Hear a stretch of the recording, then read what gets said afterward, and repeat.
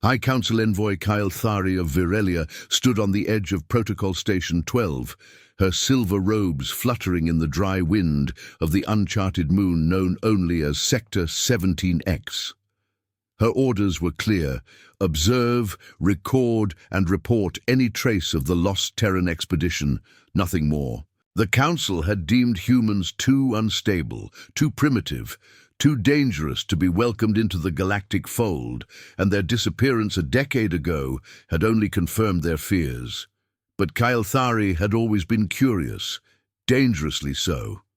When her scanner picked up an unusual energy reading beyond the southern ridge, she made the decision to investigate alone, her instincts pulling her where logic said to turn away. She crossed the jagged rocks and followed the faint pulses of power until she saw them. Humans, alive, working in unison with machines made from salvaged alien tech and their own broken vessels. They had built a colony, hidden from the stars, a miracle of human tenacity and desperation. Kyle Thari's breath caught in her throat. These were not savages or warmongers. They were survivors, thinkers, creators. She stepped forward, revealing herself slowly. The humans reacted with shock, but not violence.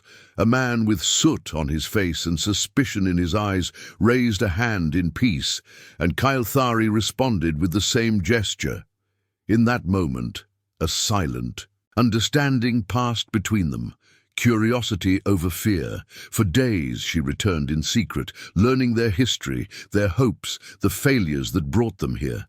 The leader, Captain Elias Ward, told her how their fleet had crashed and how the Council never responded to their distress calls. She listened, and as she did, the doubts she had hidden for years began to grow louder. These humans were not what the Council had warned her about. They were not broken. They had rebuilt. They spoke of Earth with pride, of stars they still dreamed to reach. One night, under the pale glow of twin moons, Kyle Thari asked Elias why they had stayed hidden. He looked up, eyes sharp and voice calm, and said, "Because we know how they see us, but we won't stay hidden forever." The words echoed in her mind long after she returned to her station. When the probe arrived a week later, an autonomous Council drone built to scan and report anomalies, Kyle Thari hesitated. Then, for the first time in her long and decorated service, she made a choice not written in any protocol. She jammed the drone's signal, reprogrammed it, and sent it away. With false data, it was a crime, treason by any measure. But it was also the truth. These humans deserved more than exile. They deserved a chance. She thought she could keep it quiet, a secret study, a small kindness in the cold machinery of galactic law. But word spread fast in the void. A security officer noticed the drone's altered path. A whisper reached the ears of the High Council. A name was spoken: Kyle Thari. The Council summoned her. She denied nothing. When they asked why, she told them, "Because they are not what we feared. They are more." Her voice was calm, but her heart raced. The Council responded with silence, then condemnation. They labeled her compromised, stripped her of her honors, and issued a broadcast to all member worlds, declaring that no contact with humanity was to be made. But the message came too late. The humans knew. She had warned them. They went dark, hiding their technology, preparing for whatever came next. And Kyle Thari, she vanished from the records, her ship last seen entering a hyperlane toward uncharted space. The Council assumed she fled in shame. But on a quiet world far from prying eyes, Kyle Thari stood once again beneath twin moons, her hand raised in peace, surrounded not by enemies, but by allies. She had defied the Council. She had befriended the humans. And far above, in the great silence between stars, the galaxy began to listen and worry. Kyle Thari stood on the observation deck of the human-built star carrier Unity, watching the stars stretch across the void like threads of possibility, her reflection faint in the transparent alloy walls behind her. It had been 6 months since she left the High Council. 6 months since she chose exile over obedience, and in that time, the humans had done what no one in the galaxy believed possible. They grew stronger, smarter, faster. With her guidance, they learned to read alien languages, repair old technology, and even improve upon it. They didn't fear the unknown. They welcomed it, challenged it. Every day brought something new.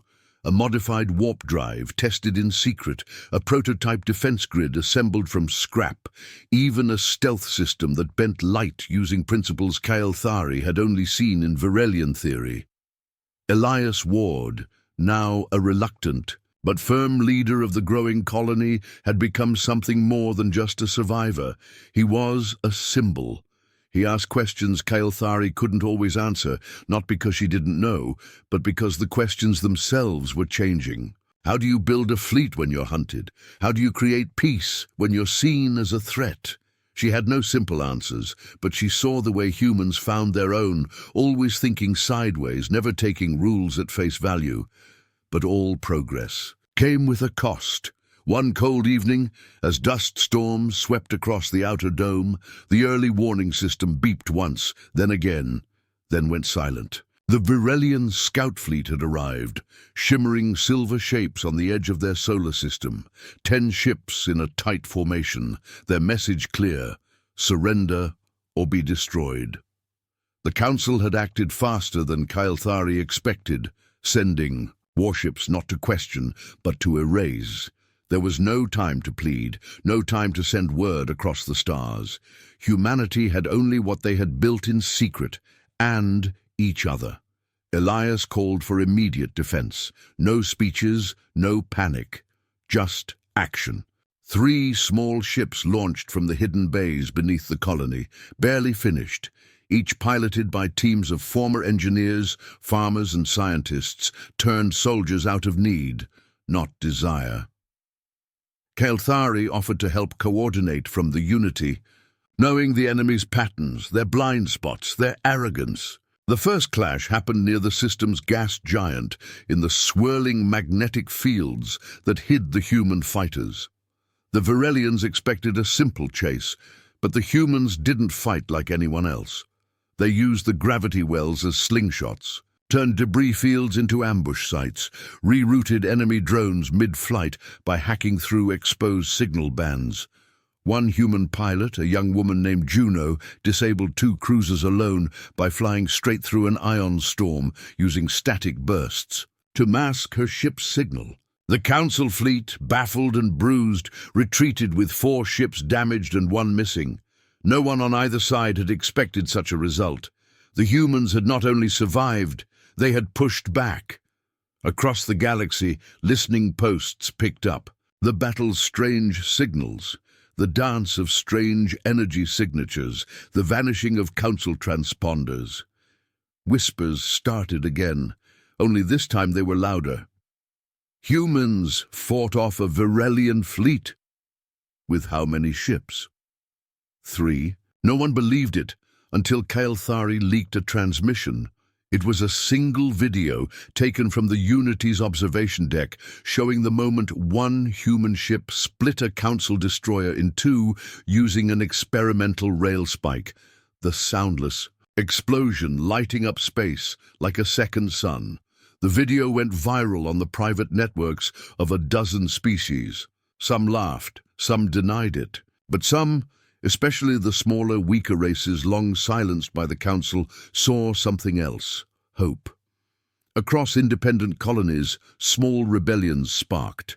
Groups long held under Council watch began sending encoded messages to a shadow network. Kael'thari barely managed to keep stable.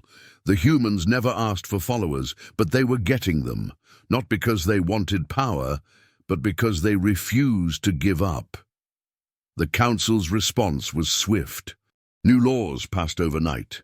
Kael'thari's name was burned from official records. A price was placed on Elias Ward's head.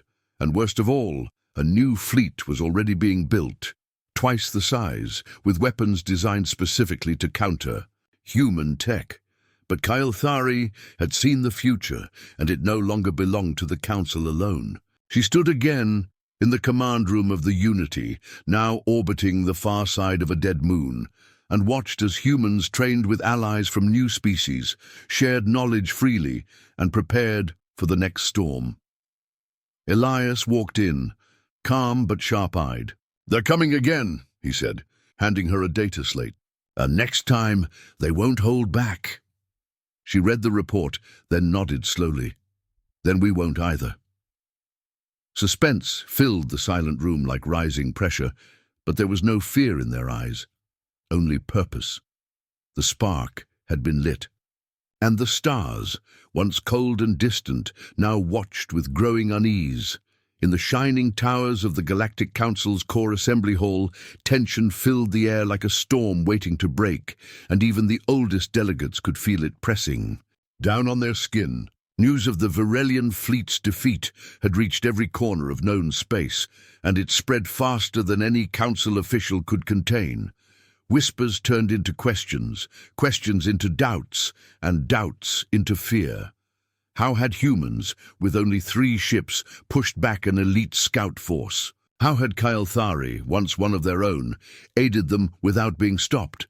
And what else had she taught them that the Council didn't know about?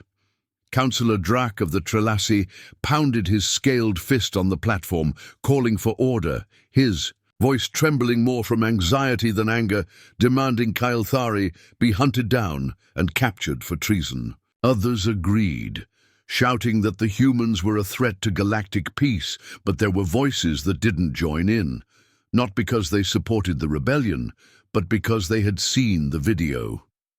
The moment when a single human pilot outmaneuvered a ship 20 times her size, the moment the impossible became real, those images stuck in the minds of every council member, no matter how they tried to forget. Even more troubling were the reports that smaller species, long kept in political silence, had begun secretly reaching out to the humans, asking for help, asking for alliance. If the humans were dangerous, why were others rallying to them? The Council's authority, once unquestioned, was cracking. It wasn't a war, not yet, but it was a shift, slow and quiet, like the ground shaking beneath the walls of a fortress. And at the center of it all was Kael'thari, whose name was now spoken in both hatred and awe depending on the world. Meanwhile, aboard the hidden star carrier Unity, Kael'thari and Elias reviewed intercepted council transmissions, each one more urgent than the last. Some were diplomatic codes, others military orders, but all of them spoke of fear. Fear of what? The humans might become. Elias leaned over the console, reading a transcript where a council scientist described humanity's progress as unnatural and deeply alarming. Kael'thari sighed, knowing this was exactly what she had tried to prevent. But now the council wasn't just afraid of humans, they were afraid of the idea of humans, of what it meant to have someone outside their control succeed. She turned to Elias and said, "They won't stop. Not because of what you've done, but because of what you represent." Elias, calm as ever, nodded and replied, "Then we give them something they can't ignore." That same week, a coded message was sent to independent colonies and hidden networks, an invitation to the first meeting of free species, a secret gathering to discuss a new kind of alliance, one not based on power, but on mutual respect. Kael'thari called it a discussion of equals. The council called it rebellion. As more species responded, some curious, some desperate, the council held an emergency vote to authorize a new program called Operation Silence, a full-scale military campaign meant to destroy the human-led alliance before it could grow. The vote passed, but not without division. Some delegates walked out, refusing to support the use of force, and their silence was more telling than their words. The Council's unity was fading. In the shadows of the galaxy, the humans worked day and night, building faster ships, creating new codes for communication, training allies in strategy and tactics Kael'thari had helped design. What started as survival was now transformation. The humans weren't just adapting, they were evolving, and the Council could feel it like a crack spreading across a mirror. On the day the strike fleet was launched, Kailthari stood on the command bridge of the Unity, watching star maps light up with enemy signals. She knew they couldn't win through strength alone, but they had something more powerful: unpredictability. The humans didn't think like other species. They didn't follow patterns. They created new ones. The first clash with the councils. Fleet didn't happen near Earth or the outer colonies. It happened in deep space, inside an asteroid field no sane commander would enter. The council ships hesitated. The humans didn't. Small craft darted through the rocks, planting signal. Jammers and reflective decoys. Missiles lost their targets. Drones malfunctioned. A single command ship spun out of control after its navigation system was tricked into thinking it was inside a black hole. Panic followed. The humans struck fast and vanished just as quickly. In response, the Council broadcast a message to all member worlds. The human threat must be neutralized before it spreads further. But it was already too late. That night, Kailthari transmitted a message of her own. It appeared on thousands of private channels, across dozens of worlds. In it, she spoke not of war, but of choice. She said, "You do not have to join us, but you do have to ask yourself, are you free to choose anything else?" The message ended with the image of the Unity, quiet and still, surrounded not by warships, but by ships from many species, different in shape and color, all docked in peace. The Council tried to block the message, but it spread like wildfire. And for the first time in centuries, the Council found itself on the defensive, not on the battlefield, but in the hearts and minds of its people. The dilemma was clear: attack harder and risk turning every neutral world against them, or pull back and admit fear. Neither option preserved their control. In the silence of the High Council chamber, no one spoke for a long time. Then one voice, quiet but firm, asked the question none wanted to face. What if Kailthari was right? In that moment, the walls of power shook, not from missiles or guns, but from doubt. And in the cold vacuum of space, aboard a stolen ship headed for the next meeting of allies, a young engineer from Earth adjusted the new jump drive and whispered, "They're scared of us because they don't understand us. Let's keep it that way." The future was no longer certain.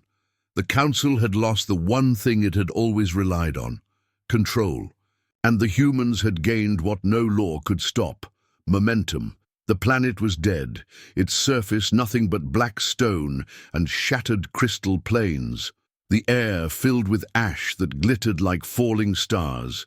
And yet here, of all places, Kailthari chose to call the first true meeting of the free worlds. Scorched glass, once a lush world destroyed by a Council containment protocol, stood as a symbol of both loss and warning. Now it held something new: hope carved from ruins. From hidden corners of the galaxy, ships arrived in silence, each on scanning the burned sky, unsure if this was a trap or a miracle. Vessels of strange designs, some barely held together by rust and tape, others sleek with stolen tech, landed across the cooling plains near a collapsed spire Kailthari called the Beacon. It had no weapons, no defenses, just an open signal repeating one message: "We are stronger together." Elias Ward stood at her side as delegates arrived, not dressed in fine robes or polished armor, but in practical gear, worn uniforms, civilian garb, leaders who had once been refugees, exiles, or rebels. No single banner flew, but the unity was felt in the silence as they walked across the ruins, without fear. From the insectoid Veshtar clans to the sky-roaming Lorithi, from ex-council colonies now seeking freedom to human outposts long thought abandoned, the gathering began with a silence more powerful than speeches.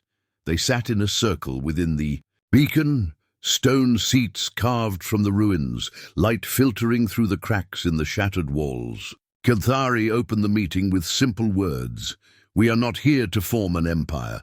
We are here to make sure one never rules again." That alone earned nods, not applause. This was not a ceremony, but a turning point. Each delegate shared stories, systems burned for disobedience, colonies cut off for speaking out, voices silenced under the claim of peace. One delegate from the Ivara collective showed a hollow recording of her sister's village turned to dust because they refused to surrender their scientists. Another, an old warrior from the fallen Krinari Republic, revealed a stolen council document listing which species were fit to rule and which were to be contained indefinitely. No one spoke for a long time after that. But then Elias stood. He didn't speak as a soldier or a leader, but as a survivor. He talked about Earth's silence, about the years of wondering if help would come and how they had learned to help themselves instead. He said, "We are not the Council's enemy. We are the future they're afraid of." Then he added, "If we fight not to conquer, but to protect those who have no voice." That was when the first vote was taken. Not for war, not for revenge, but for unity. The Pact of Scorched Glass, as it came to be called, was written in 6 parts, each part read aloud and agreed upon by all present. The first line read, "No voice shall be silenced." The second, "No world shall be forced." The third, "Knowledge is to be shared, not hoarded." The fourth, "Defense is sacred, aggression is forbidden." The fifth, "Species, no. Matter origin, stand equal." And the sixth and final, "The stars belong to all." The moment the final word was spoken, the beacon shimmered with a soft blue glow, an accident caused by leftover crystal veins reacting to the heat of so many beings, but to the delegates it felt like a sign. Yet just as hope sparked, a warning came through Kael'thari's wrist console. A signal, faint, broken, but unmistakable. A stealth probe had found them. The Council knew. The delegates scattered, returning to their ships in silence. No panic, just grim focus. The pact was real now, and they were already being hunted. Elias gave one final order before the Unity lifted off. "Send the pact to every hidden relay. Make sure the galaxy sees it. Let the Council know they're not the only ones who can write law." As the free world ships jumped into deep space, Kael'thari stood once more on the darkened plains, watching the beacon's glow slowly fade into night. She whispered, "Now they will come." And in the void beyond the stars, the Council did. Not with diplomacy, but with warships. Yet something had changed, something they could not destroy. The pact had been signed in the shadows of ruin, not for glory, but for truth. And across the galaxy, worlds began to choose, not with weapons, but with will. The Council had their fleets. The free worlds had something stronger, a reason. Aboard the drifting Council dreadnought Vigilant Spear, silence ruled the command deck, broken only by the steady hum of systems on alert, as Admiral Seron Val stared at the incoming reports with growing disbelief. The uprising was no longer a rumor, no longer an isolated rebellion. It was a movement, one louder than bombs and stronger than fleets, spreading like a living flame across systems once thought loyal. And at its heart were 2 names the Council could not erase, Kael'thari and Elias Ward, now symbols of resistance, whose pact, forged on the ashes of scorched glass, had reached more than ships and stations. It had reached people, minds, hearts. Everywhere, small uprisings now whispered the words of the pact, and colonies, once silent, began refusing Council orders, sabotaging their own communications to join the network of free worlds growing in the shadows. Seron Val clenched his jaw. As another alert came through, a supply ship to the Xeric core had vanished, not by attack but by choice, its crew defecting, claiming allegiance to a new star code that traced back to the Unity. On that very ship, Hidden in the deepest layer of its encrypted systems, Elias watched in silence as a former Council cruiser emerged from the fold stream and sent the old Council greeting. But the pilot added a pause, then used the free world's symbol. 3 interlocked circles, a sign not of war but of choice. They had come to defect, not to fight, and they brought more than weapons. They brought maps, codes, names, and fear in their eyes. Fear not of the Council, but of what would happen if this hope failed. Gaelthari met with them in private, listening as the defectors described growing unrest within the fleet, entire officers questioning orders, captains slowing their responses, a virus of doubt spreading not through computers, but through minds. The Council tried to respond with control, silencing communications, jamming transmissions, threatening outer colonies. But the more they tightened their grip, the more stars slipped through. In the mining world of Korlax, an old engineer broadcast a loop of Elias's voice, reading the pact aloud, and thousands listened. On the drifting station, Meridan's Ring, workers refused to power the weapons aimed at Free World's outposts, saying they would rather die in the dark than serve as tools. And in the silent forests of Tanrel Prime, young cadets left their academies under cover of night, fleeing into the mist to follow a signal they weren't even sure was real. Just an echo, a voice in the dark, calling them to something more. Elias knew they were winning something far more dangerous than battles. They were winning belief, and that could not be bombed or erased. Still, the Council would not stand idle, and soon came the great push. A 3-pronged assault on free world safe zones, timed to cut off communications, supply and retreat, designed to cripple hope in a single, sharp strike. Gaelthari watched the movements unfold on star maps, her mind racing through thousands of simulations, and knew they couldn't stop all 3 attacks. But they could make one fail so completely that the Council would hesitate just for a moment, and in war, a moment was everything.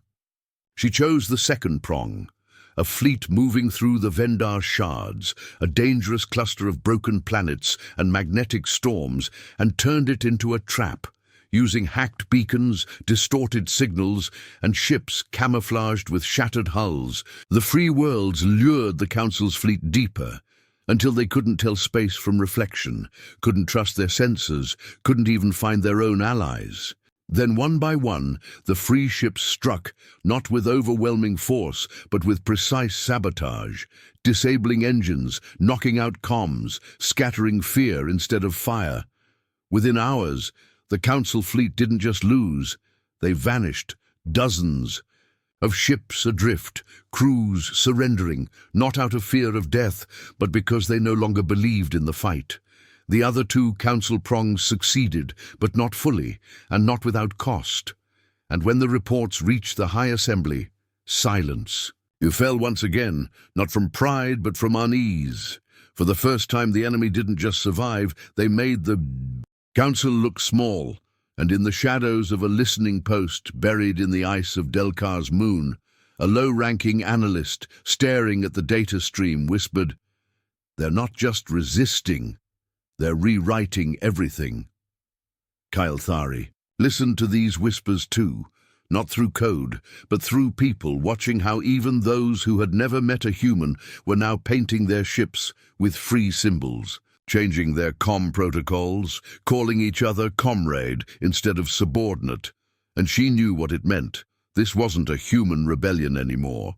It was a galactic memory being rewritten, slowly, painfully, but with fire no fear could extinguish. Ildeus, standing with her aboard the Unity, looked at the names of defectors and smiled, not with triumph, but with warning. "They'll come harder next time," he said.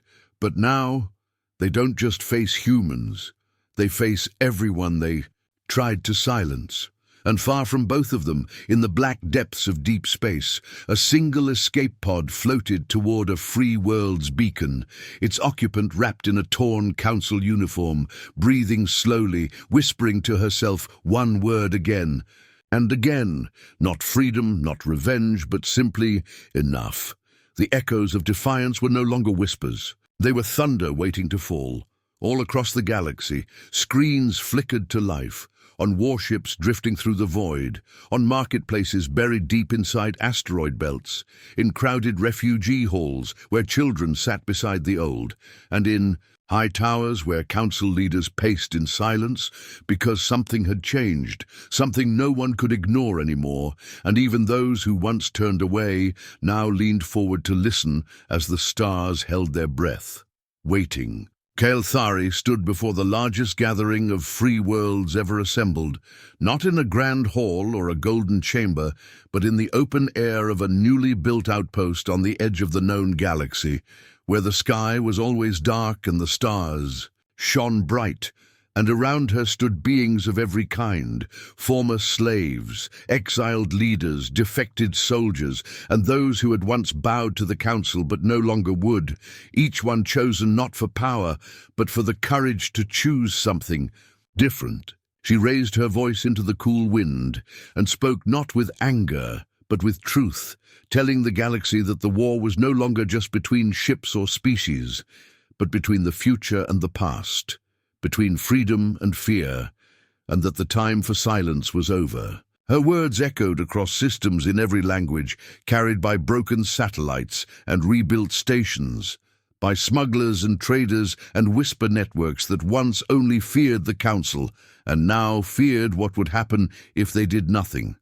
The Council watched from their highest chamber, expressions cold and eyes tired, because they knew, deep down, they had lost something they could never get back: control. They launched one final strike, a last desperate attempt to destroy the Unity and the Pact in a single blow. A fleet larger than any before, armed with experimental weapons, guided by their most loyal commanders, and aimed at the heart of the rebellion. But the galaxy had already chosen. Before the Council fleet even reached its target, half of it broke away. Officers refusing to fire, ships shutting down mid-flight, systems sabotaged from within by crew who had read the pact in secret and decided they would no longer follow orders soaked in fear. And when the remaining fleet arrived at the outer defense line of the free worlds, they didn't find just human ships or scattered rebels. They found a wall of lights, thousands of ships, large and small, old and new, patched together with scrap or built in hidden forges, each one bearing the triple circle symbol, each one silent but firm. The Council sent a warning, demanding surrender, but no reply came, only a single signal, an old Earth transmission Kael'thari had kept from the beginning, a recording of Elias Ward saying, "You wanted us to disappear. Now you have to. Face us." And then silence again. The Council ships opened fire, but the free worlds didn't move like an army. They moved like a storm, unpredictable, sharp and fast. They didn't fight for glory or land. They fought to keep others free, and that gave them strength no engine could match. The battle burned across space for hours, and the galaxy watched, helpless and silent, as a new kind of war unfolded, one not of conquest but of choice. And when it ended, the Council fleet was gone, either scattered, surrendered, or destroyed.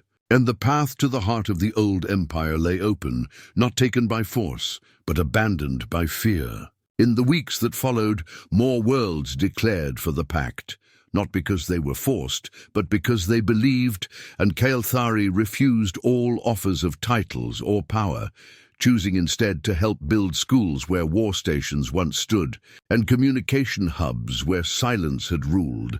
Elias disappeared from the public eye. Some said to protect what remained of Earth, others said to guide new allies, but no one knew for sure, and still his voice was heard in every new broadcast. Always calm, always clear. "We are many, but we are one," he would say, "and we will not forget how easily the powerful tried to divide us." The Council did not collapse in one day. It faded like an echo, its leaders replaced, its systems reformed, its laws rewritten by those it once ignored. And though small pockets of resistance remained, they were no longer feared. They were watched, not with dread, but with understanding, as a reminder of what once was. In the years that followed, Statues were never built for Elias or Kael'thari, not by their request, but the triple circle symbol was carved into stone and metal across 1,000 worlds, not to honor a war, but to remember a choice. And sometimes, when young captains sailed their first missions between the stars, they would look out at the quiet galaxy and whisper, "They're watching," not out of fear, but out of pride, because the galaxy now watched not with suspicion, but with hope, with wonder, and with the knowledge that even the smallest voice in the right moment could shake the stars.